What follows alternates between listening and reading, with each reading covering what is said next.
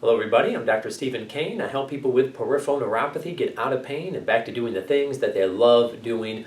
One of the ways that I help is by providing you with this video educational series that gives you tips to help give you some much needed relief. This particular video is about manual therapies, things done by chiropractors, physical therapists, massage therapists.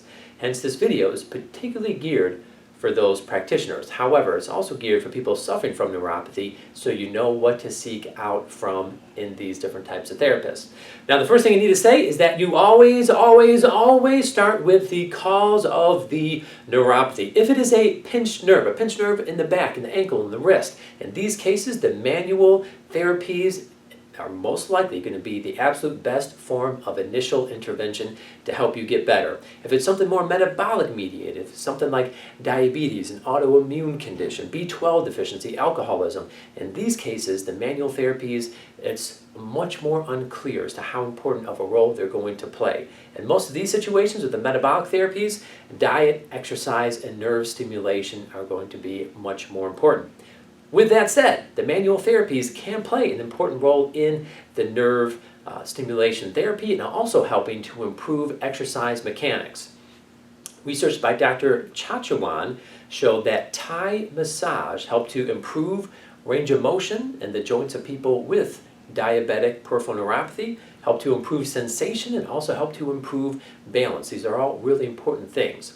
Now, the thing to know about Thai massage is that it's not just your normal rubbing the muscles type of massage. They actually do a lot of stretching as well in these types of massages, which is extremely important for people with peripheral neuropathy because in almost all situations, people with peripheral neuropathy are going to have compromised range of motion. Now, when you do this, when you increase the range of motion in the joints, you're going to better lubricate the joints for less discomfort at the joint level. You're going to reduce the tension in the muscles, ligaments, and tendons. You're going to help promote better biomechanics when you're walking or you're doing any type of exercise. And you're also going to reduce overall stiffness felt in the body. All really good things. Now, because improving this range of motion for most people with peripheral neuropathy is such an important thing, I'm going to show you some of the manual therapies that I found to be quite effective in working with people that have peripheral neuropathy. What I like to do is stretch out both the toes and the feet as much as is comfortable for the patient. And once we get to that end range, I'll have them press their toes and their feet into my hand. This is the PNF type of stretching, proprioceptive neuromuscular facilitated stretching. It really helps get a deeper stretch and also teaches the body to function in this elongated state, making it more transferable into daily life.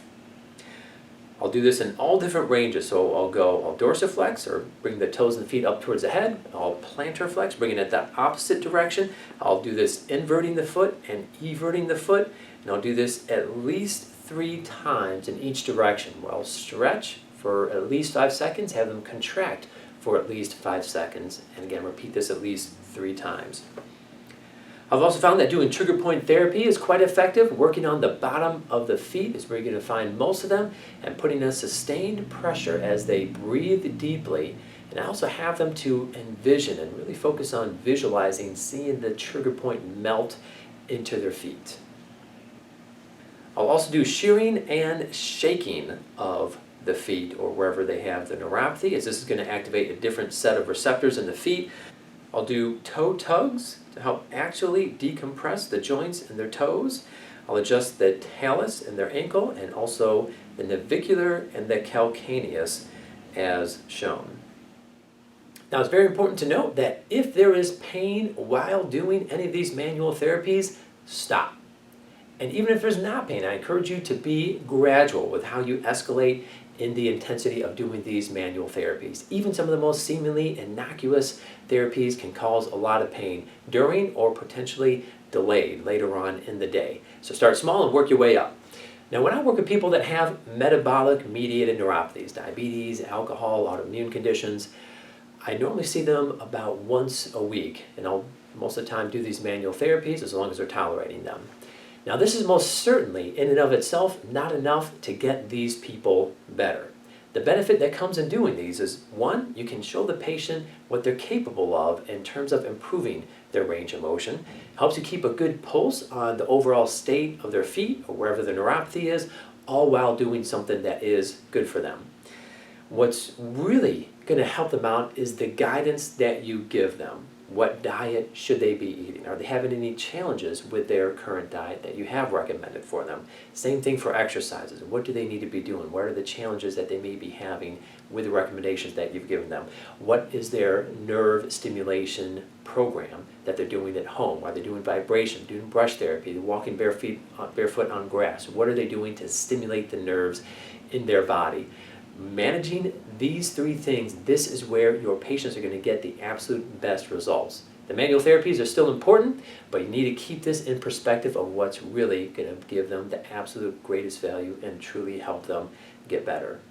These types of manual therapies can play an integral role in a holistic and effective program in helping someone reverse their neuropathy. So be sure to check out our other videos so you know the other things that need to fall into place to help a person reach optimal recovery from neuropathy. Thanks for watching this video. Please do leave your comments down below, and I'll see you in the next one. Take care.